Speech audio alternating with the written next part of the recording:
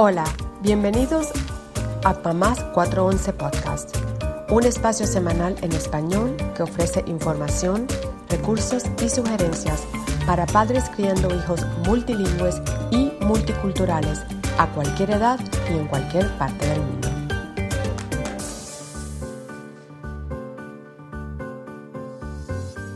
Hola chicas, bienvenidas a un nuevo episodio de Mamás 411. Espero que estén bien, que hayan pasado una buena semana. Con nosotras hoy está Diana Limongi, ecuatoriana americana, criando hijos en Estados Unidos. Ella también es creadora y anfitriona del podcast Parenting and Politics, un espacio para padres que quiere hacer la diferencia y con un ojo al impacto de la política en nuestro papel de papá y mamá.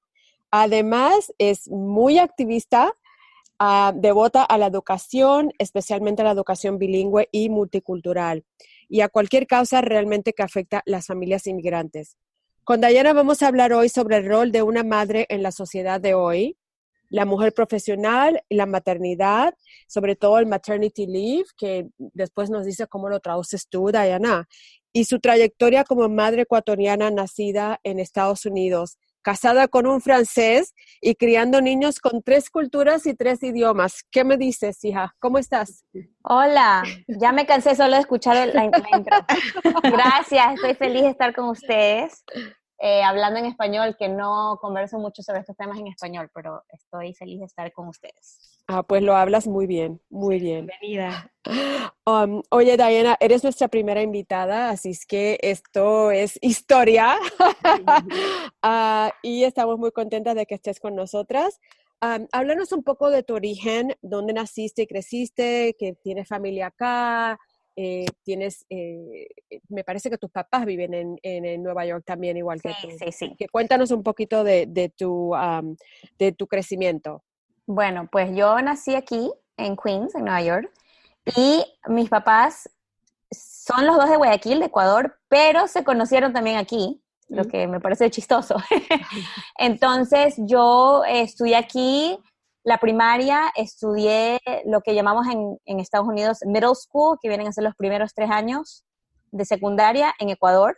Entonces, yo siempre iba a Ecuador, yo viajaba todos los veranos, y pues ahí cuando íbamos nos mandaban a estudiar con los tutores, nos ponían maestra de ortografía, maestra de matemáticas, clases de tenis.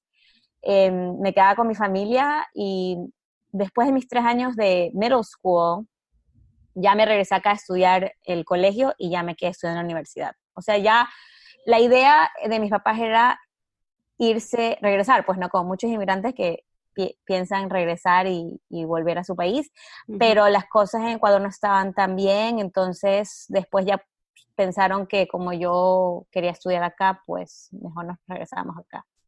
Entonces ahora mis papás viven aquí, vivimos en una casa de 2 familias, ellos viven abajo, y ya, mis papás van para 40 años de casados, entonces. Qué bien. Sí. Oye, Diana, y hablando de la maternidad en Estados Unidos, ¿cuál es tu experiencia? Y si tienes ese parámetro para comparar entre la maternidad vivida en Ecuador o en Francia. ¿Cuál es tu experiencia en Estados Unidos? Y que sepas como una comparación, si nos puedes dar un poquitín de ahí. Bueno, cuando yo estaba embarazada con mi primer hijo, ahí fue que como que el mundo se me abrió y comencé a descubrir todas las cosas que no tenemos aquí en los Estados Unidos, ¿no? Okay. Entonces, ahí fue que descubrí esa estadística que dice que el Estados Unidos es uno de los únicos países que no tiene permisos pagados de maternidad, ¿no? Así. Entonces, eso fue lo primero que así como que, mind blown, what? No entiendo. Sí. Entonces, porque en Ecuador hay, en toda Latinoamérica hay, en Francia pues te dan 4 semanas antes del parto y creo que 4 meses después del parto. Está genial. Sí, no, está genial. Si la gente cuando le digo me dice, pero ¿por qué vives aquí? ¿Por qué no te vas a Francia?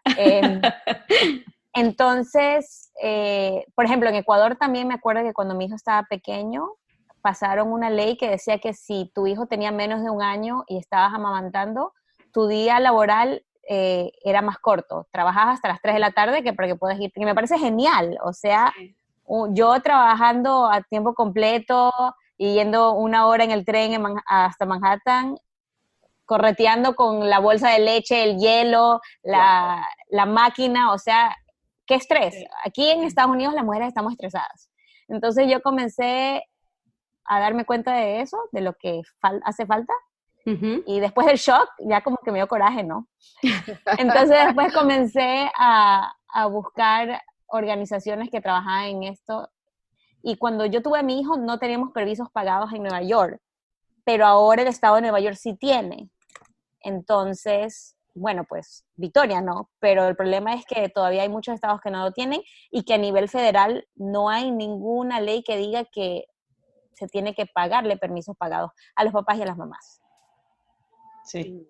Por un lado, lo que contabas de las mamás y cómo lo viviste en tu casa del lado del papá, porque como bien decías, en Francia, por ejemplo, que en mi caso, que tuve a mis 2 hijos en Francia, vi muy bien cuáles son las diferencias también, pero ¿cómo lo vivieron en tu casa? ¿Cómo pudieron repartirse ese tiempo también con el papá y el tema de lo que hay de cobertura de maternity leave aquí? Bueno, con mi primer hijo, tengo 2 hijos, uno de 8 años y uno de 2 años. Con mi primer hijo, yo cogí las 12 semanas que me dan por ley, que no son pagadas, las cogí, y mi esposo le dieron 2 semanas, creo, pagadas. Y de ahí, pues, él se quedó las 2 semanas y ahí se regresó al trabajo. Entonces, durante ese tiempo que estaba en la casa, sí, mi mamá venía todos los días a ayudarme, gracias a Dios, porque cuando una es mamá primeriza está así como que, no me he bañado en 3 días, qué horror. Entonces mi mamá venía, me hacía la avena para lo que nosotros llamamos en Ecuador el quaker, que dicen que ayuda con la leche materna. Entonces ella venía y pues me ayudaba. Y ahí, entonces con mi segunda hija, con ya mi segundo bebé, mi esposo ya no estaba trabajando en una compañía, entonces estaba trabajando por él mismo. Entonces, él fue la persona que cuidaba a la bebé cuando yo regresé al trabajo. Bueno, mi mamá también nos ayuda mucho, pero él estaba en casa con ella también. Wow. Una de las cosas, eso era la otra pregunta que te iba a hacer, era sobre eso. Tu marido decidió trabajar en casa y después lo decidiste tú también. Sí. ¿Cómo cambiaron tus prioridades? ¿Tuvo que ver la manera en que no había cobertura para el pago que cuando estás en maternity leave? ¿Y cómo fue que decidiste ya irte por tu cuenta? Tu marido también estaba por tu cuenta, ¿cómo cambiaron sus prioridades? Y ahí fue donde empezaste el Parenting and Politics podcast. Así es que háblanos un poquito sobre esa trayectoria. Bueno, sí. Entonces, cuando yo ya regresé al trabajo con mi primer hijo, yo estaba trabajando en una universidad. Entonces, yo quería sacar un masterado. Entonces, cuando mi niño estaba pequeño, yo estaba trabajando a tiempo completo, estaba haciendo el masterado, estaba like full speed ahead, y mi esposo en esa época también trabajaba, entonces estábamos súper ocupados.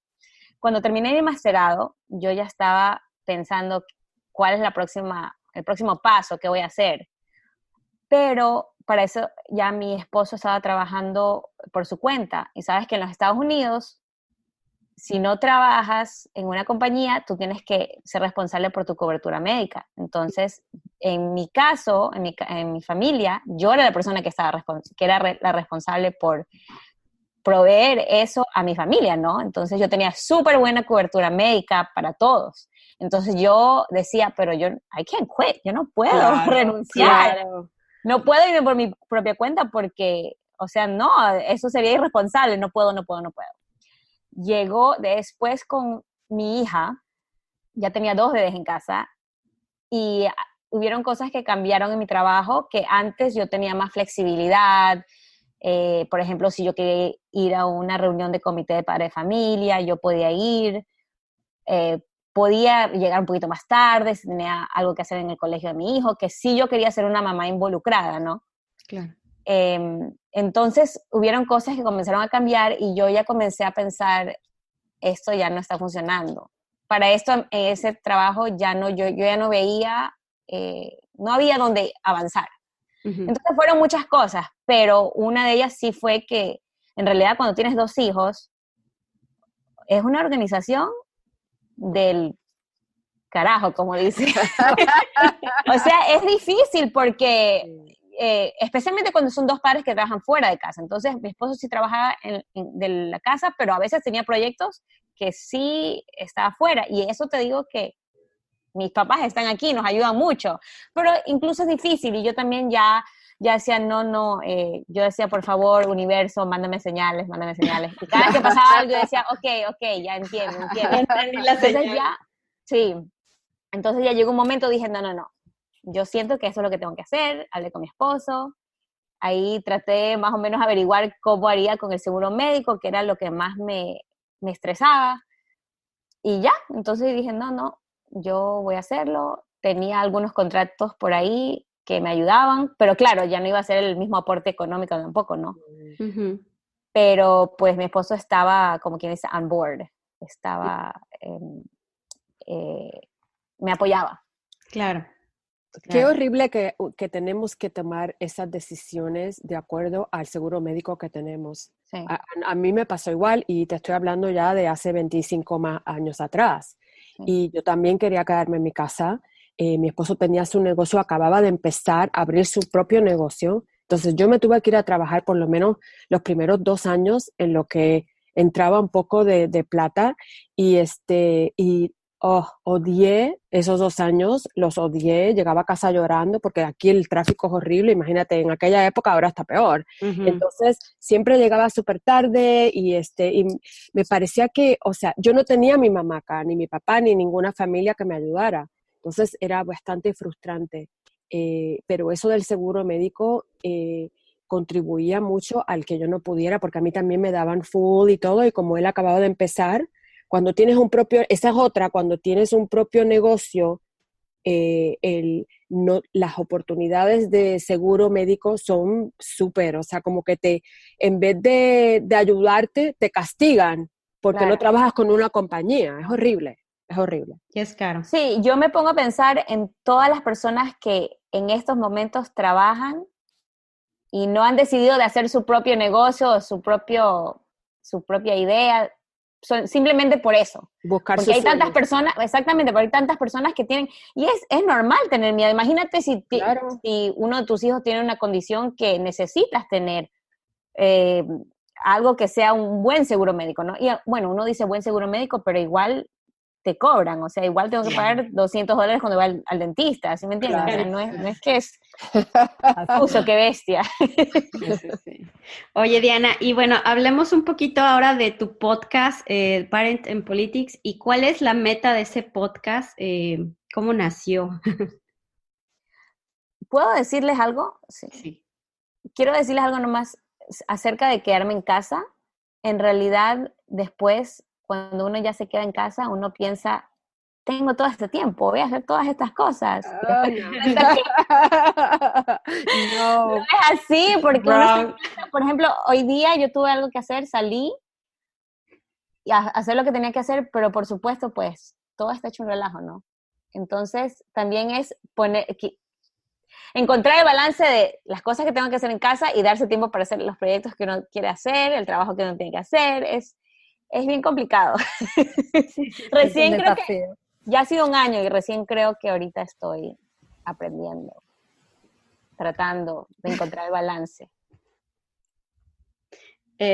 Hablando en ese balance, ¿cómo nace Parent and Politics, tu podcast? Bueno, mi podcast nace, a mí me encanta todo lo que es el debate político, me encanta ver los programas donde hablan de todo lo que está pasando. Sí. Y después de las elecciones, bueno, durante las elecciones del 2016, y desde ese entonces, pues no, siempre me ha gustado. Entonces, yo en el trabajo de activista que hago, que es todo relacionado con familias, Uh-huh. yo me he dado cuenta de que no se habla tanto del impacto que tiene las personas que trabajan en la política, los legisladores, en las decisiones, en lo que afecta a las familias. Por ejemplo, puede ser algo tan básico como